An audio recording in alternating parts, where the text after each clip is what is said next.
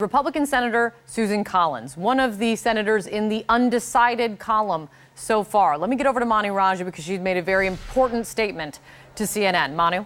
Yeah, a hugely significant statement. Susan Collins, one of the key senators we've been watching for weeks, coming out of that briefing and saying that, quote, it appears to be a very thorough investigation. Now, this is hugely significant because this suggests that she is satisfied with how this investigation went. And what we have heard from Republicans emerging from this closed-door briefing, they're saying there was nothing to corroborate the allegations made against Brett Kavanaugh that he sexually assaulted Christine Blasey Ford when they were teenagers, and that he exposed himself to Debbie Ramirez when they were in college together.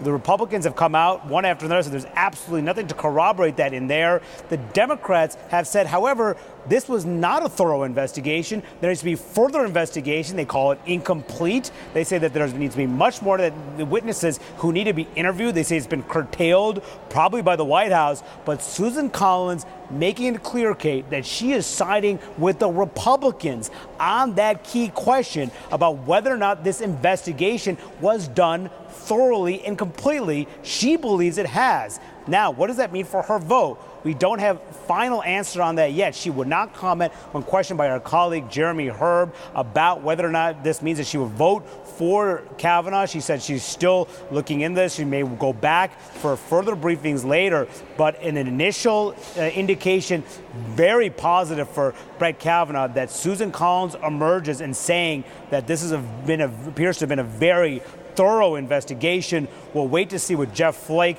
the Arizona Republican senator, has to say, and Lisa Murkowski. But one key senator making this very important announcement at this key moment here, Kate. Absolutely at a key moment. Manu, thank you so much for bringing us that. Let me go back to Gloria really quick. Gloria, you heard from Dianne Feinstein, you hear from Chuck Schumer, you heard from Mitch McConnell, and then now we hear from Susan Collins. Where do you see this heading? Well, what we're seeing are evaluations of the FBI report that are black and white. I mean, they couldn't be more different. Exactly. Dianne Feinstein and Chuck Schumer are effectively saying that it was a whitewash, that it was incomplete, that it did not talk to the people that it needed to talk to. And then you hear Susan Collins coming out saying that it was complete. You have Mitch McConnell on the floor saying that it was complete, and that what the Democrats are doing is underhanded gamesmanship, and that the country should not be hoodwinked by those who want to smear this good man. So I think what you have here is a Democrats said, Republicans said version of what they're reading. And that's why I think you heard Dianne Feinstein say this ought to be released to the public so the public can decide whether the FBI has in fact been limited by the White House in who it can interview. And we know that Deborah Ramirez's attorney has said that none of the people that she suggested be interviewed who could corroborate her story were interviewed. So it's hard to make a judgment here when you don't know what you're looking at, and senators are coming out with such completely different pictures. Yeah, and whose word do you take? It is impossible to say right now, Gloria. Here with me in studio, CNN political director David Chalian and former FBI supervisory agent Josh Campbell. David, I hope and pray and dream of a day when on one issue, one document, everyone sees the same thing coming out of Capitol Hill. Right. It's a Pollyanna theory, I know, but what we're seeing right now, we're where we were Friday.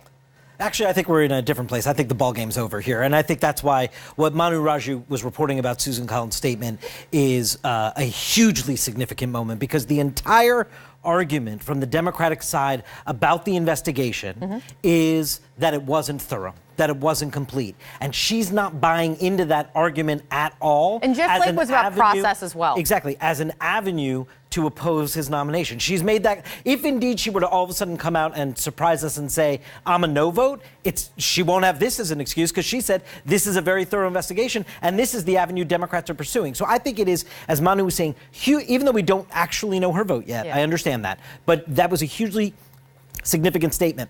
Remember, Jeff Flake has already announced his intention to vote to confirm Kavanaugh.